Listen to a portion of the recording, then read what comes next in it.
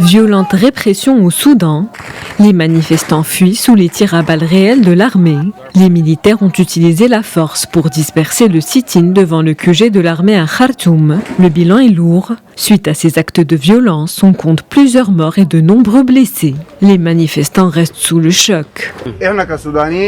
Nous tenons pour responsables les forces de sécurité qui, en essayant de disperser le sit-in, ont utilisé la violence. Pour nous, il s'agit d'un acte de trahison. Le peuple soudanais a été trahi par les forces de sécurité, la police et l'armée. Cet incident a causé des morts et plusieurs personnes ont été blessées. Des actes de violence que le conseil militaire dément avec force. Selon un général de l'armée, les forces de sécurité auraient effectivement dispersé le sit-in, mais sans usage de force. Pour sa part, la communauté internationale condamne fermement l'usage de la violence contre les civils. C'est notamment le cas de l'Union européenne. Nous suivons de très près l'évolution de la situation à Soudan, y compris les attaques perpétuées aujourd'hui contre les manifestants et des civils.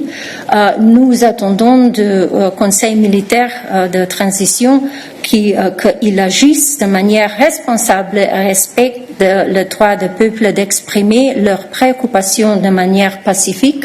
La haut-commissaire de l'ONU appelle également les autorités soudanaises à cesser tout acte de violence. Le mouvement de contestation, lui, se dit prêt à couper tout contact politique avec le Conseil militaire de transition au pouvoir.